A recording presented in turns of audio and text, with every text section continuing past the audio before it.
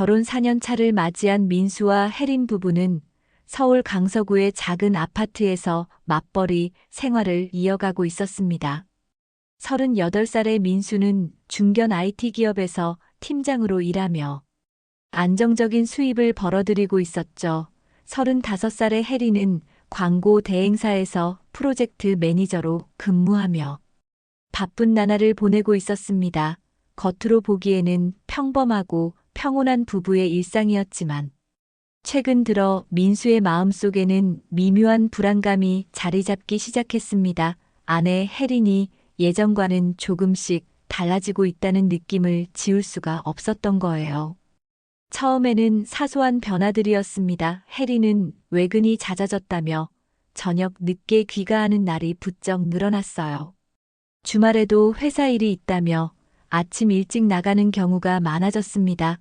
민수는 아내의 직업, 특성상 프로젝트가 바쁠 때는 그럴 수 있다고 이해하려 애썼죠. 하지만 이해하려는 마음과는 별개로 마음 한구석에서는 뭔가 석연치 않은 기분이 계속 맴돌았습니다.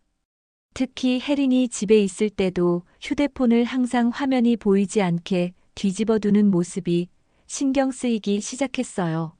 예전에는 그러지 않았거든요. 어느 날 저녁 민수가 거실 소파에 앉아 텔레비전을 보고 있을 때였습니다. 혜린의 휴대폰에서 카톡 알림음이 연달아 울렸어요. 평소 같았으면 아내가 자연스럽게 확인했을 텐데.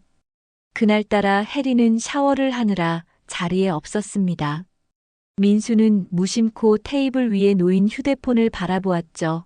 화면에는 발신자 이름 대신 이모티콘만 표시되어 있었고 메시지 내용은 보이지 않았습니다. 민수는 고개를 저으며 다시 텔레비전에 시선을 돌렸지만 마음속 불안감은 점점 커져만 갔어요. 그로부터 며칠 후 주말 아침이었습니다. 혜린은 회사 회의가 있다며 서둘러 준비를 하고 있었죠. 민수는 부엌에서 커피를 내리며 아내의 분주한 모습을 지켜보았습니다. 주말에 회의라니. 요즘 정말 바쁘구나 싶으면서도 한편으로는 의구심이 들었어요. 혜린은 평소보다 훨씬 정성 들여 화장을 하고 있었고 옷차림도 평일 출근 때보다 더 신경 쓴 티가 역력했습니다.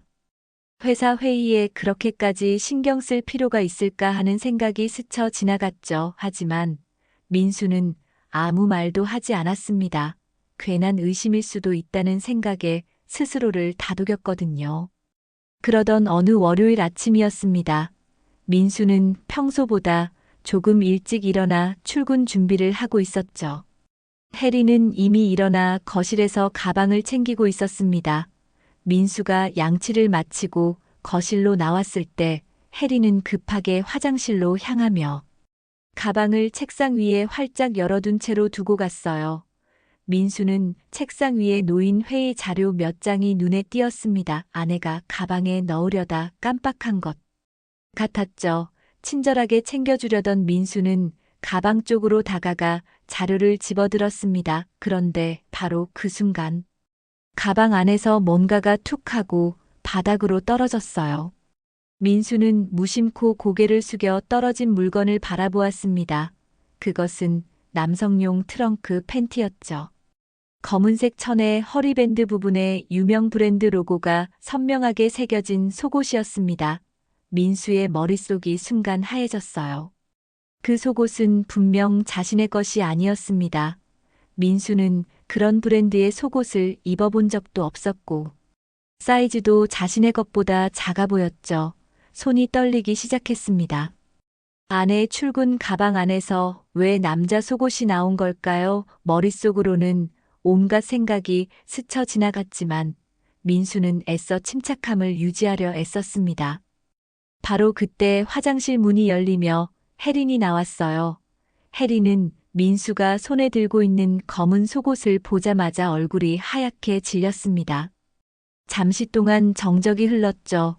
민수는 차분한 목소리로 물었습니다. 이게 뭐냐고요? 혜린은 당황한 기색을 감추지 못한 채 더듬거리며 대답했습니다. 출근 전에 헬스장 가려고 챙긴 건데. 운동복이랑 섞였나 보다고 말이에요. 하지만 그 설명은 앞뒤가 전혀 맞지 않았습니다. 헬스장에 가져갈 운동복과 남성용 속옷이 어떻게 섞일 수 있단 말인가요? 민수는 혜린의 눈을 똑바로 바라보았습니다. 아내의 눈동자는 불안하게 흔들리고 있었죠. 혜린은 서둘러 속옷을 민수의 손에서 낚아채듯 가져가며 가방에 다시 집어넣었습니다. 그리고는 시계를 보며 출근 시간이 늦었다며 급히 현관문을 나섰어요. 민수는 그 자리에 우두커니 서서 아내가 나간 현관문만 바라보고 있었습니다. 머릿속에서는 수많은 질문들이 꼬리에 꼬리를 물고 이어졌죠. 하지만 확실한 것은 하나였습니다. 아내의 설명은 거짓이었고 그 남성용 속옷은 분명 누군가의 것이라는 사실이었어요. 민수는 그날 하루 종일 회사에서 일에 집중할 수가 없었습니다. 아침에 본 그 검은색 남성용 속옷이 머릿속에서 떠나지 않았어요. 회의 시간에도 동료들의 말이 귀에 들어오지 않았고 컴퓨터 화면만 멍하니 바라보고 있었죠. 점심시간이 되어도 식욕이 전혀 생기지 않았습니다. 민수는 사무실 밖 흡연실로 나가 담배를 피우며 생각을 정리하려 애썼어요. 하지만 생각하면 할수록 더 복잡해질 뿐이었습니다. 혜린의 최근 행동들이 하나씩 떠올랐거든요. 지난 2달 동안 혜린은 거의 매주 외근이나 야근을 했습니다.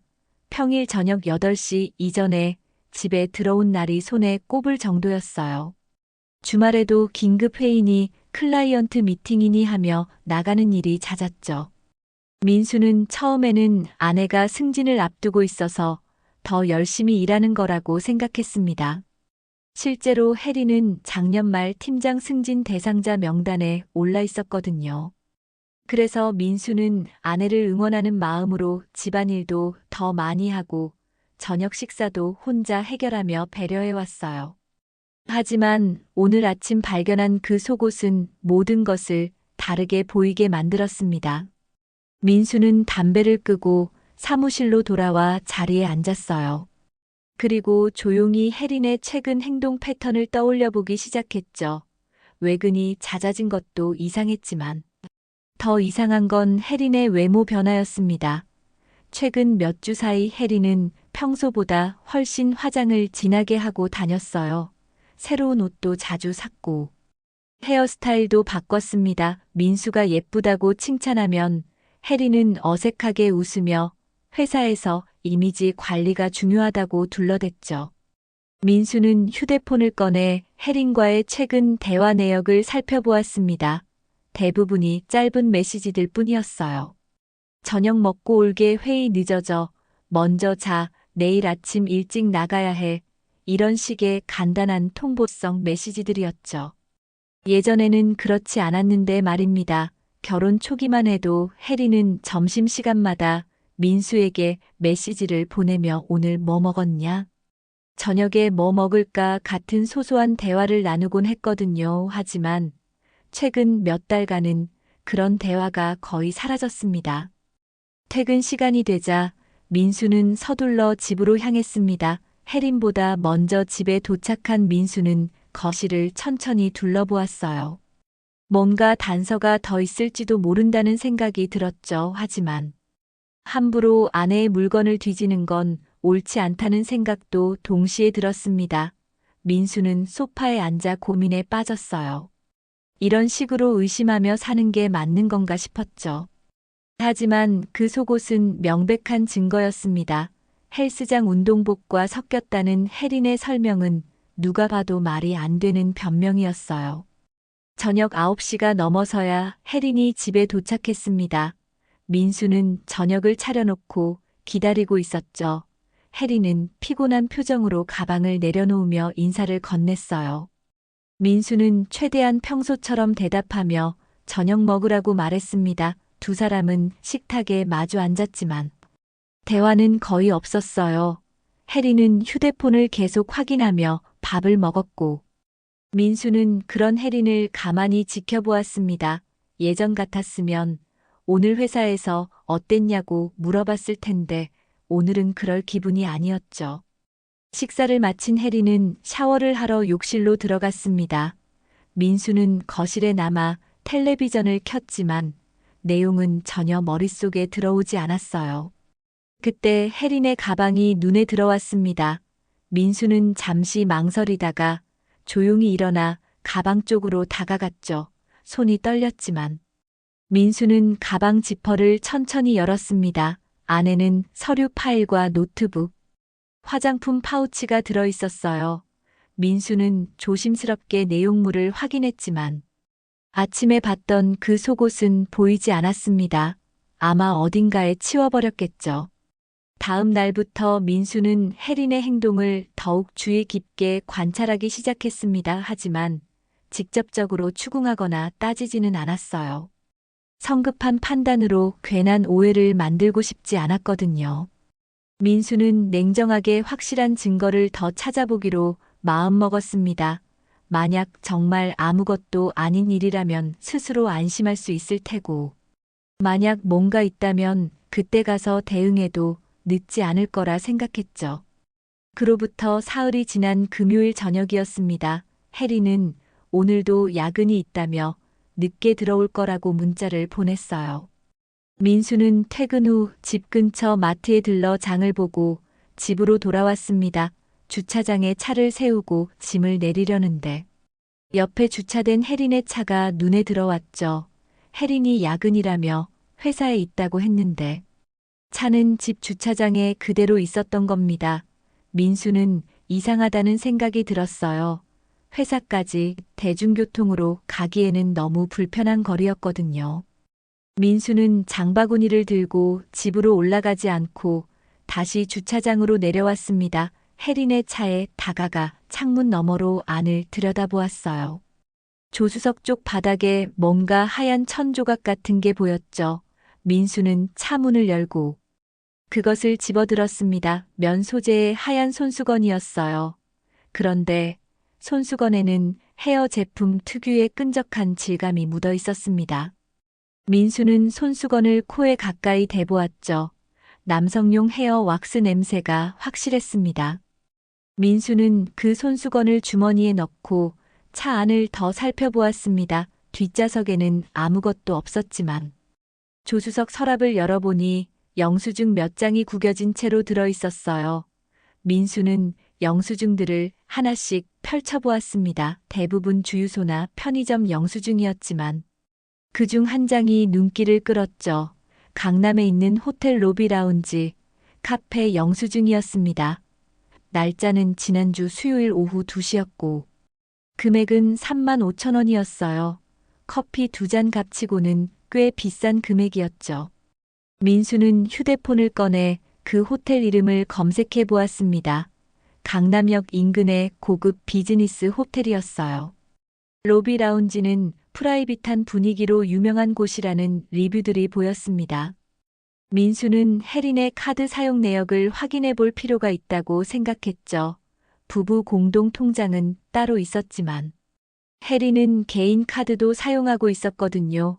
민수는 집으로 올라가 거실 서랍에서 혜린의 카드 명세서를 찾아보았습니다. 최근 석 달간의 명세서를 펼쳐놓고 하나씩 살펴보니 놀라운 사실이 드러났어요. 그 호텔 로비 라운지 카페에서의 결제 내역이 최근 2달 동안 5번이나 있었습니다. 모두 평일 낮 시간대였고 금액도 비슷했죠. 민수는 달력을 꺼내 날짜를 체크해 보았어요. 신기하게도 그날들은 모두 혜린이 외근이 있다고 했던 날짜와 일치했습니다. 민수의 가슴이 철렁 내려앉았어요. 외근이라는 게 사실은 누군가를 만나러 가는 거였던 걸까요? 민수는 책상 앞에 앉아 깊은 한숨을 내쉬었습니다. 남성용 속옷, 남성용 헤어 왁스가 묻은 손수건. 그리고 호텔 카페에서의 반복적인 만남, 이 모든 게 우연일 수는 없었어요. 하지만 아직 결정적인 증거는 아니었습니다. 혜린이 정말 업무상 미팅을 그곳에서 했을 수도 있으니까요. 민수는 더 확실한 증거가 필요했죠. 감정적으로 대응하기보다는 냉정하게 사실을 확인하고 싶었습니다. 주말이 되었습니다. 해리는 토요일 오전에 또다시 회사 회의가 있다며 외출 준비를 했어요. 민수는 아무렇지 않은 척하며 혜린을 배웅했습니다. 그리고 혜린이 집을 나서고 10분쯤 지나 민수도 조용히 집을 나섰죠. 혜린의 차를 따라가 볼 생각이었습니다. 민수는 적당한 거리를 두고 혜린의 차를 뒤따랐어요. 혜린의 차는 회사 방향이 아니라 강남 쪽으로 향하고 있었습니다. 민수의 예상이 맞아떨어지고 있었죠. 혜린의 차는 강남역 부근의 한 건물 지하 주차장으로 들어갔습니다. 민수는 몇 대 뒤에서 따라 들어가 적당한 위치에 차를 세웠어요. 혜린은 주차를 마치고 차에서 내려 엘리베이터 쪽으로 걸어갔죠. 민수는 차 안에서 혜린의 모습을 지켜보았습니다. 혜린은 회사 회의에 간다고 했지만 평소 업무 복장과는 전혀 다른 옷차림이었어요. 화사한 색상의 원피스에 하이힐을 신고 있었고 머리도 평소보다 훨씬 공들여 손질한 모습이었습니다. 민수는 혜린이 엘리베이터를 타고 올라간 뒤 조심스럽게 차에서 내렸습니다. 건물 안내판을 보니 이곳은 복합상업 건물이었어요. 1층부터 3층까지는 레스토랑과 카페, 4층부터 10층까지는 오피스, 그리고 11층부터는 작은 규모의 비즈니스 호텔이 있었죠. 민수는 로비로 올라가 눈에 띄지 않는 구석 자리에 앉아 주변을 살폈습니다. 토요일 낮이라 사람들이 제법 붐볐어요. 10여 분쯤 기다렸을까요? 엘리베이터 문이 열리며 혜린이 나타났습니다. 그런데 혜린은 혼자가 아니었어요. 옆에는 20대 후반으로 보이는 젊은 남자가 함께 걸어 나왔습니다. 민수는 순간 숨이 멎는 것 같았죠. 두 사람은 서로 편안한 거리를 유지하며 2층에 있는 레스토랑 쪽으로 향했어요. 민수는 휴대폰을 꺼내 조심스럽게 그들의 모습을 사진으로 담기 시작했습니다. 민수는 그들을 따라 2층으로 올라갔습니다. 레스토랑 입구 근처 복도에서 기둥 뒤에 몸을 숨기고 지켜보았어요. 혜린과 그 남자는 창가 쪽 테이블에 자리를 잡았습니다. 두 사람의 대화 내용은 들리지 않았지만 분위기만으로도 충분히 알 수 있었죠. 혜린은 평소 민수에게 보여주던 것과는 전혀 다른 표정을 짓고 있었습니다. 밝게 웃으며 상대방의 말에 고개를 끄덕이고 때로는 장난스럽게 손을 뻗어 상대의 팔을 치기도 했어요. 민수는 그 장면을 여러 각도에서 사진과 동영상으로 기록했습니다. 손이 떨려서 화면이 흔들렸지만 최대한 선명하게 담으려 애썼어요. 두 사람이 식사를 마치고 자리에서 일어났을 때 민수는 재빨리 계단 쪽으로 몸을 숨겼습니다. 혜린과 그 남자는 나란히 엘리베이터를 타고 다시 올라갔죠. 민수는 그들이 탄 엘리베이터의 층수 표시를 지켜보았어요. 12층에서 멈췄습니다. 호텔층이었죠. 민수는 그 자리에 한동안 서 있었습니다. 더 이상 따라갈 필요는 없었어요. 이미 충분한 증거를 확보했으니까요. 민수는 건물을 나와 주차장으로 돌아왔습니다. 차에 앉아서도 한참을 멍하니 있었죠. 결혼 4년 동안 믿고 의지했던 아내가 다른 남자와 함께 호텔로 올라가는 모습을 목격한 겁니다. 머릿속이 복잡했지만 동시에 묘하게 냉정해지기도 했어요. 민수는 집으로 돌아와 소파에 앉아 오늘 찍은 사진들을 다시 살펴보았습니다. 혜린과 그 남자가 나란히 걷는 모습, 레스토랑에서 마주 앉아 웃고 있는 모습, 그리고 호텔층으로 향하는 엘리베이터를 타는 뒷모습까지 모두 선명하게 담겨 있었어요. 민수는 그 남자의 얼굴을 확대해서 자세히 들여다보았습니다. 어디선가 본 것 같은 느낌이 들었죠. 그때 문득 떠오른 게 있었어요. 몇 달 전 혜린의 회사 워크숍 사진에서 본 얼굴이었습니다. 민수는 서랍을 뒤져 그때 혜린이 보여줬던 단체 사진을 찾아냈습니다. 사진 속에는 혜린의 팀원들이 함께 찍혀 있었어요. 그 중에서 오늘 본 그 남자를 찾아냈죠. 사진 뒷면에 적힌 이름을 보니 준호라고 적혀 있었습니다. 혜린과 같은 팀에서 일하는 후배 직원이었던 거예요. 민수는 그제야 모든 퍼즐 조각이 맞춰지는 느낌이었습니다. 혜린이 말했던 잦은 외근과 야근, 주말 회의 이 모든 게 준호를 만나기 위한 핑계였던 겁니다. 민수는 휴대폰을 들고 혜린의 회사 관련 정보를 검색하기 시작했습니다. 혜린의 회사는 꽤 큰 규모의 광고 대행사였고 사내 규정도 엄격한 편이었어요. 특히 직원 간의 부적절한 관계에 대해서는 명확한 징계 규정이 있었죠. 민수는 그 규정을 꼼꼼히 읽어보았습니다. 상사와 부하 직원 간의 사적 관계나 업무 시간 중 부적절한 행동은 중징계 대상이라고 명시되어 있었어요. 민수는 더 확실한 증거를 확보하기 위해 며칠간 계획을 세웠습니다. 단순히 두 사람이 함께 있는 모습만으로는 부족하다고 생각했어요. 혜린이 나중에 그냥 동료와의 업무 미팅이었다고 변명할 여지를 남기고 싶지 않았죠. 민수는 평일에도 혜린의 동선을 파악하기로 마음먹었습니다. 마침 다음 주에 연차가 남아 있어서 하루 휴가를 냈어요. 월요일 아침 민수는 평소처럼 출근하는 척하며 집을 나섰습니다. 하지만 회사로 가는 대신 혜린의 회사 근처로 향했어요. 혜린의 회사는 강남구 테헤랄로에 있는 오피스 빌딩 7층에 위치해 있었죠. 민수는 건물 맞은편 카페에 자리를 잡고 앉았습니다. 창가 자리에서 회사 건물 입구가 훤히 보였어요. 민수는 커피를 마시며 조용히 기다렸습니다. 오전 11시쯤 되자 사람들이 하나둘 점심 먹으러 나오기 시작했습니다. 민수는 긴장한 채로 건물 입구를 주시했어요. 그러다 정오가 조금 넘은 시각 혜린이 건물 밖으로 나왔습니다. 그런데 역시나 혼자가 아니었죠. 지난 주말 호텔에서 봤던 그 남자 준호가 혜린 바로 옆에서 함께 걸어 나왔어요. 두 사람은 서로 편안한 거리를 유지하며 대화를 나누고 있었습니다. 민수는 재빨리 휴대폰을 꺼내 그들의 모습을 촬영하기 시작했습니다. 혜린과 준호는 건물에서 나와 골목길 안쪽으로 걸어갔어요. 민수는 카페를 나와 적당한 거리를 두고 뒤따라갔습니다. 두 사람은 조용한 한식당 앞에서 멈춰 섰죠. 함께 안으로 들어가는 모습이 보였어요. 민수는 식당 맞은편 편의점 앞에 서서 그들이 앉은 창가 자리를 지켜보았습니다. 식당 안에서 두 사람은 마주보며 식사를 했습니다. 민수가 보기에는 명백히 업무적인 분위기가 아니었어요. 혜린은 계속 웃고 있었고, 준호는 때때로 혜린의 접시에 반찬을 덜어주기도 했죠.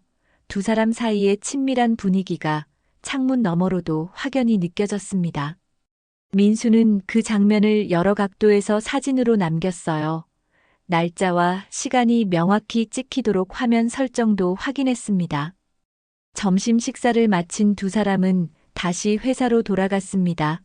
민수는 그들이 건물 안으로 들어간 뒤에도 한동안 그 자리에 서 있었어요. 이제 확실해졌습니다. 혜린과 준호는 단순한 동료 관계가 아니었죠. 업무 시간 중에도 함께 점심을 먹으러 다니고 주말에는 호텔까지 함께 가는 사이였던 겁니다.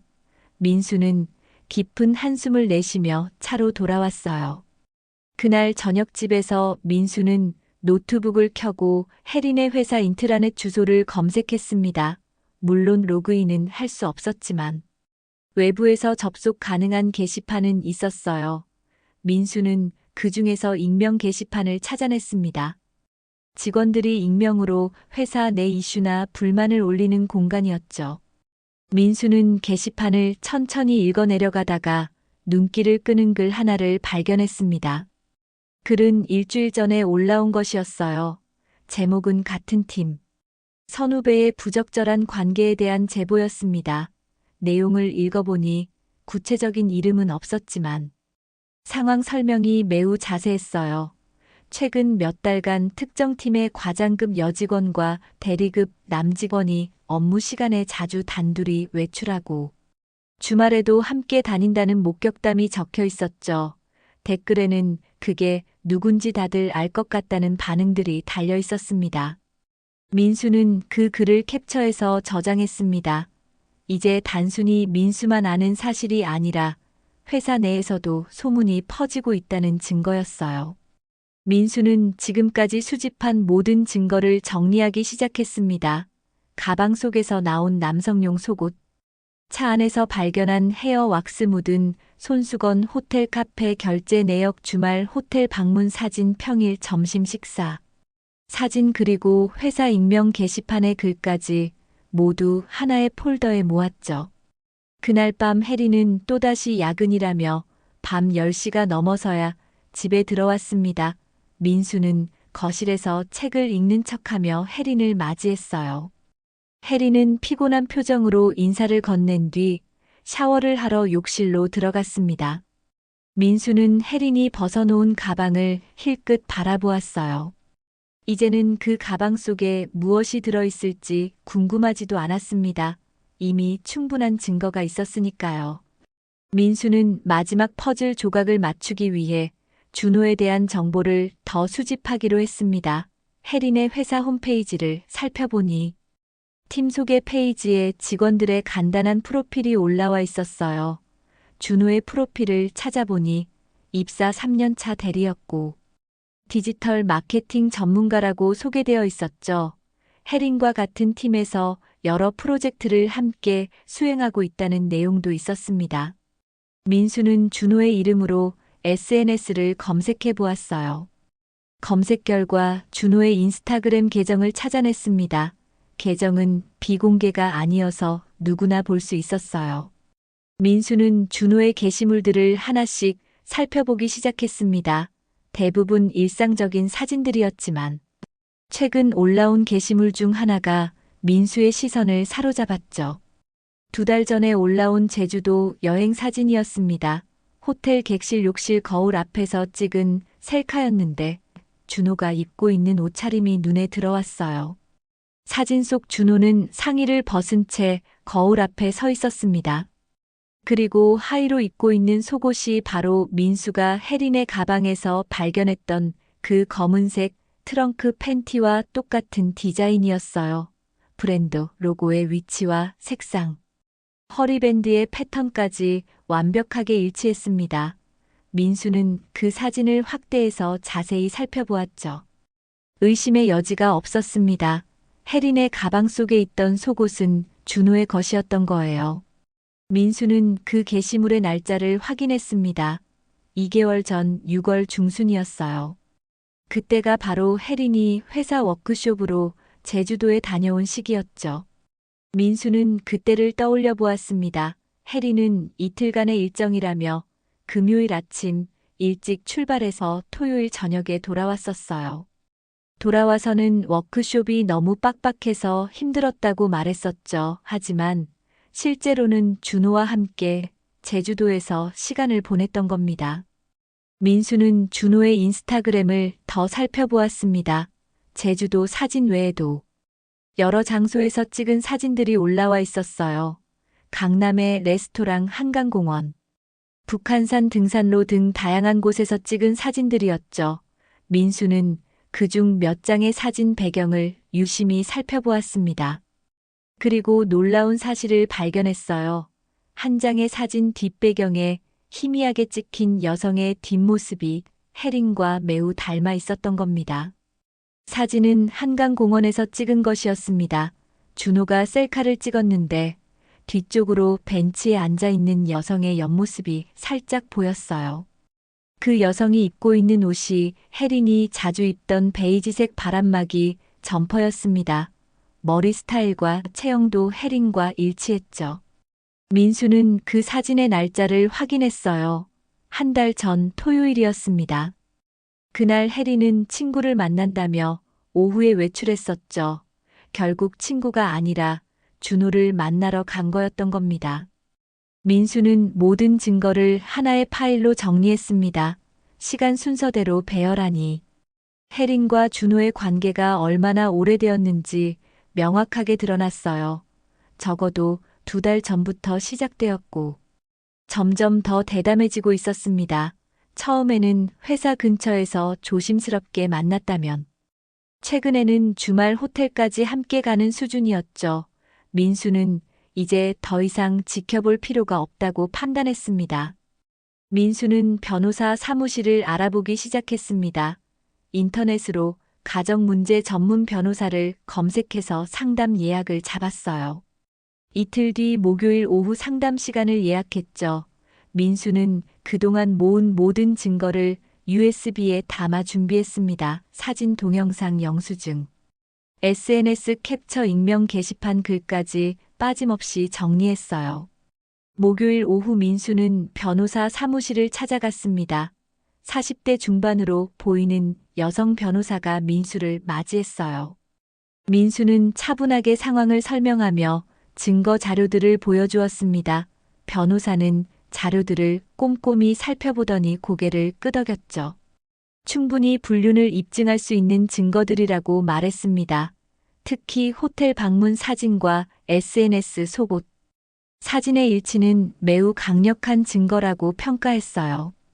변호사는 민수에게 앞으로의 절차를 설명했습니다. 먼저 배우자와 대화를 통해 사실관계를 확인하고 이혼 의사를 밝히는 게 좋다고 조언했어요. 그리고 합의가 되지 않으면 이혼 소송과 함께 위자료 청구 소송을 진행할 수 있다고 했죠.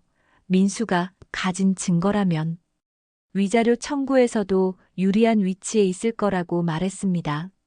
민수는 변호사와 상담을 마치고 사무실을 나왔어요.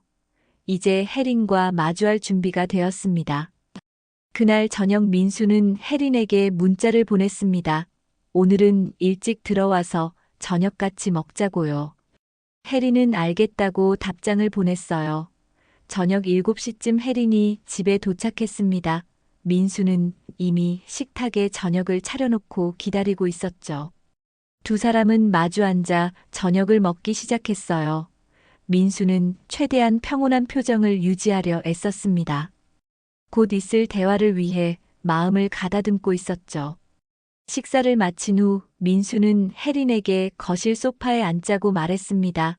혜린은 무슨 일이냐며 의아한 표정을 지었지만 민수를 따라 소파에 앉았어요. 민수는 커피 테이블 위에 미리 준비해둔 서류 봉투를 꺼내 놓았습니다. 혜린은 그 봉투를 보며 불안한 기색을 보이기 시작했죠. 민수는 침착한 목소리로 입을 열었어요. 우리 이야기 좀 하자고 말했습니다. 민수는 봉투에서 증거 자료들을 하나씩 꺼내 테이블 위에 펼쳐놓기 시작했습니다. 가장 먼저 나온 건 혜린의 가방에서 발견한 남성용 속옷 사진이었어요. 그 다음은 차 안에서 발견한 헤어 왁스 묻은 손수건 사진이었죠. 혜린의 얼굴이 점점 창백해지기 시작했습니다. 민수는 계속해서 호텔 카페, 영수증 카드 사용 내역, 주말 호텔에서 찍은 사진, 평일 점심 식사 사진을 차례로 꺼내 놓았어요. 혜린은 아무 말도 하지 못한 채 그 자료들을 바라보고만 있었습니다. 손이 떨리기 시작했죠. 민수는 마지막으로 준호의 인스타그램에서 캡처한 제주도 욕실 사진을 꺼냈어요. 속옷이 일치한다는 것을 표시해둔 사진이었습니다. 그리고 회사 익명 게시판의 글도 함께 내밀었죠. 혜린은 이제 고개를 떨구고 말았습니다. 더 이상 변명할 여지가 없다는 걸 스스로 알고 있었던 거예요. 민수는 조용히 물었습니다. 언제부터였냐고요? 혜린은 한참을 침묵하다가 떨리는 목소리로 대답했어요. 석 달 전쯤부터라고 했습니다. 처음에는 정말 업무 때문에 자주 만나게 되었다고 말했죠. 프로젝트를 함께 진행하면서 준호가 자신을 많이 의지하고 따랐다고 했어요. 그러다 보니 어느새 감정이 생겼고 선을 넘게 되었다고 고백했습니다. 민수는 냉정하게 물었습니다. 제주도 워크숍 때부터였냐고요? 혜린은 고개를 끄덕였어요. 그때 처음 관계를 가졌다고 인정했습니다. 이틀간의 워크숍 일정 중 하루 저녁은 준호와 함께 보냈다고 했죠. 민수는 심호흡을 했어요. 결혼 4년 동안 쌓아온 신뢰가 한순간에 무너지는 기분이었습니다. 해리는 울먹이며 변명을 늘어놓기 시작했어요. 해리는 회사에서 인정받고 싶었다고 말했습니다. 팀장 승진을 앞두고 있었는데 스트레스가 너무 심했다고 했어요. 민수는 바쁘고 자신의 고민을 들어주지 않았다고 했죠. 준호는 자신을 이해해주고 위로해줬다고 말했습니다. 외로웠고 인정받고 싶었다는 게 혜린의 변명이었어요. 하지만 민수는 그런 변명을 듣고 싶지 않았습니다. 외로움이나 스트레스가 불륜을 정당화할 수는 없었으니까요. 민수는 차분하게 말했습니다. 이제 우리 관계는 끝이라고요. 더 이상 함께 살 수 없다고 했어요.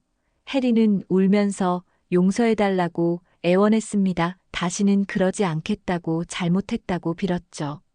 하지만 민수의 마음은 이미 돌아설 수 없는 지점을 넘어서 있었습니다.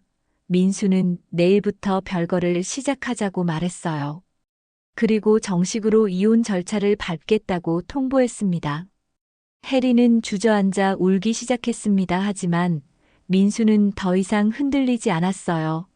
이미 변호사와 상담도 마쳤고 마음의 정리도 끝났습니다. 민수는 일어서서 침실로 들어가 짐을 싸기 시작했어요. 당분간 친구 집에 머물 생각이었죠. 혜리는 거실에서 계속 울고 있었지만 민수는 되돌아보지 않았습니다. 짐을 다 싼 민수는 현관문을 나서기 전 혜린에게 마지막으로 말했습니다. 변호사를 통해 연락하겠다고요. 그리고 회사에도 이 사실을 알릴 거라고 덧붙였어요. 혜린은 그러지 말아달라고 애원했습니다. 회사에 알려지면 자신의 경력이 끝난다고 울부짖었죠. 하지만 민수는 그건 혜린 스스로 선택한 결과라고 말했습니다. 부적절한 관계를 선택한 건 혜린과 준호였으니까요. 민수는 집을 나와 친구에게 전화를 걸었습니다. 사정을 간단히 설명하고 며칠만 재워달라고 부탁했어요. 친구는 흔쾌히 승낙하며 위로의 말을 건넸습니다. 민수는 친구 집으로 향하는 차 안에서 창밖을 바라보았어요.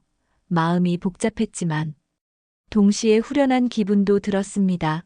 더 이상 의심하며 살 필요가 없어졌으니까요. 다음 날 아침 민수는 변호사에게 연락했습니다. 혜린과 대화를 나눴고 이혼 의사를 밝혔다고 전했어요. 변호사는 이혼 소송 준비를 시작하겠다고 말했습니다. 위자료 청구 금액도 산정해보겠다고 했죠. 민수는 또한 혜린의 회사 인사팀에 익명으로 제보하기로 결심했습니다. 직원 간 부적절한 관계에 대한 증거 자료를 제출할 생각이었어요. 민수는 회사 홈페이지에서 윤리경영신고센터 이메일 주소를 찾아냈습니다. 그리고 지금까지 모은 증거 자료들을 정리해서 이메일로 발송했어요. 업무 시간 중 사적 만남 주말, 호텔 방문 회사 내부 게시판의 소문까지 모두 첨부했습니다. 회사 이미지에 손상을 줄 수 있는 부적절한 관계라는 점을 강조했죠. 이메일을 보낸 후 민수는 휴대폰을 내려놓고 깊은 한숨을 내쉬었습니다. 민수가 회사에 제보를 한 지 사흘이 지난 후였습니다. 혜린에게서 다급한 전화가 걸려왔어요. 민수는 받지 않았지만 곧이어 문자 메시지가 도착했습니다. 회사에서 인사팀 면담 통보를 받았다는 내용이었죠. 준호도 같은 통보를 받았다고 했어요. 혜린은 민수에게 제발 회사에 연락해서 오해를 풀어달라고 애원했습니다. 하지만 민수는 답장을 보내지 않았어요. 이미 예상했던 일이었고 혜린 스스로 책임져야 할 문제였으니까요. 일주일 후 민수는 변호사를 통해 혜린의 회사 상황에 대한 소식을 들었습니다. 회사 인사팀에서 내부 조사를 진행했고 여러 직원들의 증언을 확보했다고 했어요. 혜린과 준호가 업무 시간 중 잦은 사적 만남을 가졌다는 사실이 확인되었죠. 특히 주말 호텔 방문 증거는 결정적이었습니다. 회사 규정상 직원 간 부적절한 관계로 판단되어 징계위원회에 회부되었다는 소식이었어요. 민수는 그 소식을 담담하게 받아들였습니다. 동시에 이혼 소송 준비도 착착 진행되고 있었어요. 변호사는 민수가 수집한 증거들이 매우 명확하기 때문에 위자료 청구에서 유리할 거라고 말했습니다. 불륜 사실이 분명하고 증거도 충분하니 법원에서도 인정할 가능성이 높다고 했죠. 민수는 위자료 금액을 5천만 원으로 청구하기로 결정했습니다. 배신에 대한 최소한의 대가였어요. 2주일쯤 지났을 때 혜린의 회사에서 징계 결정이 내려졌습니다. 혜린은 정직 3개월 처분을 받았고 팀장 승진 대상자 명단에서도 제외되었어요. 준호는 정직 6개월 처분을 받았습니다. 회사 측은 두 사람의 행동이 조직 내 위계 질서를 무너뜨리고 회사 이미지에 손상을 입혔다고 판단했죠. 또한 두 사람을 서로 다른 부서로 배치 전환하기로 결정했습니다. 사실상 경력에 큰 타격을 입은 셈이었어요. 민수는 변호사 사무실에서 이혼 소송 서류에 서명했습니다. 재산 분할과 위자료 청구가 포함된 소장이었어요. 결혼 기간 동안 모은 재산은 반씩 나누되 혜린의 불륜에 대한 위자료는 별도로 청구하는 내용이었죠. 변호사는 빠르면 석 달 안에 결론이 날 거라고 예상했습니다.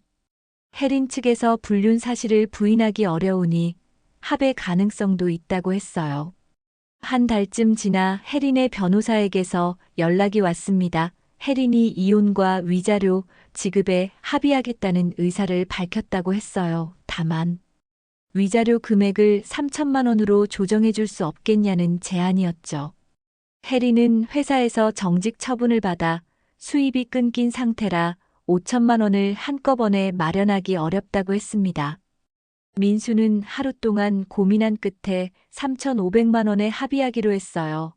더 이상 혜린과 얽히고 싶지 않았습니다. 합의가 성립된 후 이혼 조정 절차가 진행되었습니다.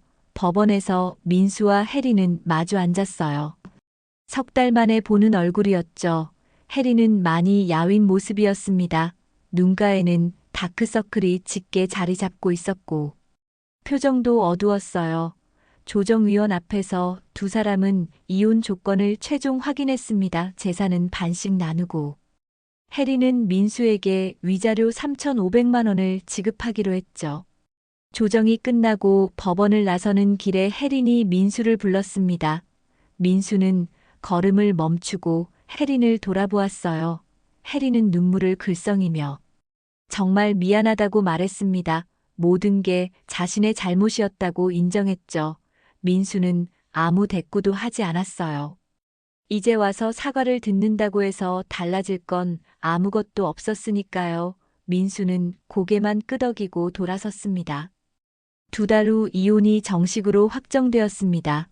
민수는 혼인관계 증명서에 찍힌 이혼 도장을 보며 복잡한 감정을 느꼈어요. 결혼 4년이라는 시간이 이렇게 끝나버린 거였죠. 하지만 동시에 새로운 시작이라는 생각도 들었습니다. 더 이상 의심하며 살 필요도 없고 거짓말에 속을 일도 없었으니까요. 민수는 새 아파트를 구해서 이사를 했습니다. 혜린과 함께 살던 집에서 나와 새로운 공간에서 다시 시작하고 싶었어요. 친구들도 민수를 많이 도와주었습니다. 주말마다 찾아와서 함께 시간을 보내며 위로해 주었죠. 민수는 천천히 일상을 되찾아가고 있었습니다. 혜린은 회사에서 정직 기간을 마친 후 복직했지만 예전과 같은 위치는 아니었어요. 다른 부서로 발령받았고 승진 기회도 멀어졌습니다. 준호 역시 다른 지점으로 발령받아 더 이상 혜린과 같은 사무실에서 일하지 않게 되었죠. 두 사람의 관계가 그 이후에도 계속되었는지는 민수도 알 수 없었고 알고 싶지도 않았습니다. 어느 날 민수는 이사한 집 거실에 앉아 창밖을 바라보았습니다. 가을 햇살이 따스하게 들어오고 있었어요. 민수는 그동안의 일들을 떠올려 보았죠. 그 월요일 아침 혜린의 가방에서 떨어진 검은색 남성용 속옷. 그것이 모든 진실을 드러낸 시작점이었습니다. 만약 그날 가방을 열지 않았다면 민수는 아직도 모른 채 살고 있었을지도 몰라요. 하지만 진실을 알게 된 건 오히려 다행이었습니다. 거짓된 관계 속에서 사는 것보다 힘들더라도 진실과 마주하는 게 나았으니까요. 민수는 이제 새로운 삶을 향해 나아갈 준비가 되어 있었습니다. 과거는 과거로 남겨두고 앞으로 나아갈 것이었죠. 그 작은 속옷 한 장이 드러낸 진실은 민수에게 고통을 주었지만 동시에 새로운 출발의 기회도 주었던 겁니다.